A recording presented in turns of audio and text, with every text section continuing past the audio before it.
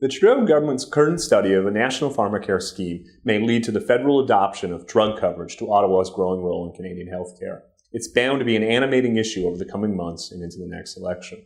It would also represent a historical federal intrusion into healthcare administration and delivery that runs counter to long-standing views about federal involvement in healthcare. Just consider the origins of the Federal Department of Health nearly 100 years ago. Then, the Department of Justice argued that federal authorities had no legal basis for involvement in those health matters. While this perspective was hardly universal, it's played a significant role in informing and shaping Ottawa's role ever since. A new national Pharmacare scheme would therefore represent a major substantial departure from key parts of past legal and policy thinking.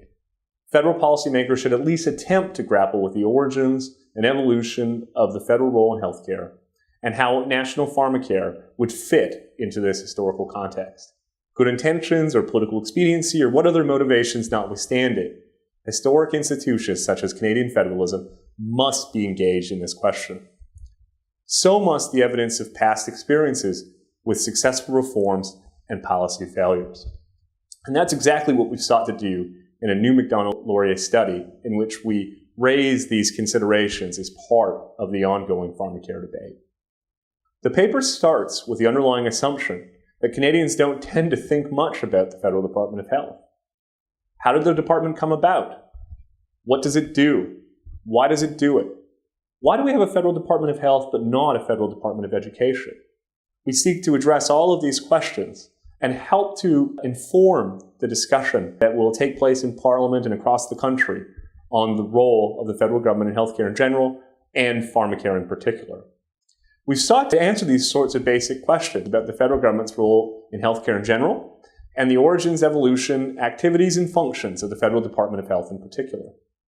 It's a basic primer that can help to inform the public discussion about healthcare policy, including what Ottawa should be doing, what it shouldn't be doing, and how best to enable and promote better health outcomes for Canadians and a better healthcare system for Canada.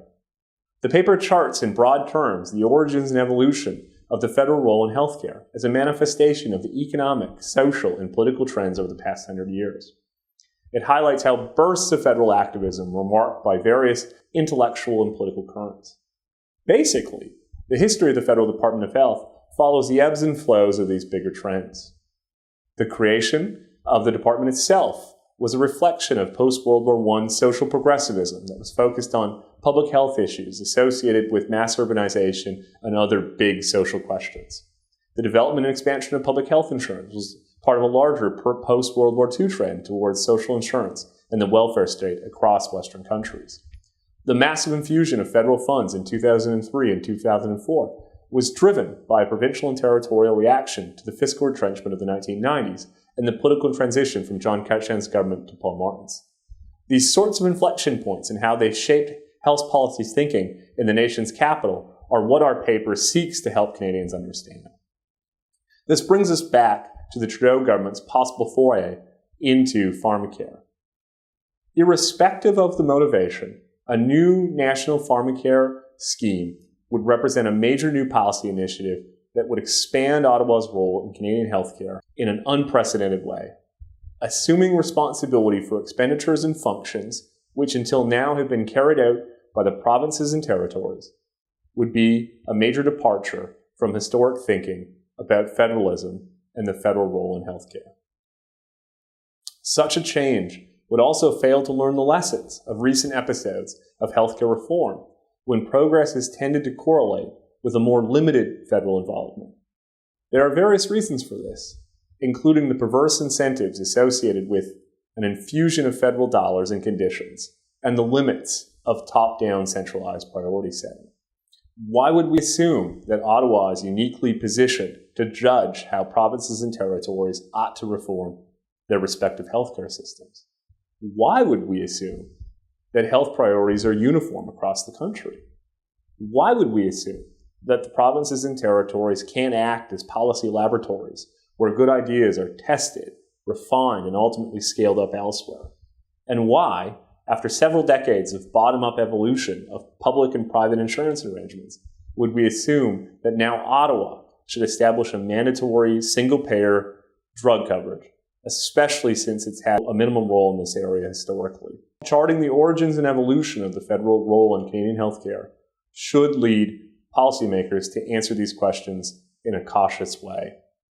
It gives a renewed sense of the strengths of federalism and the capacity of the provinces and territories to shape, drive, and ultimately reform healthcare.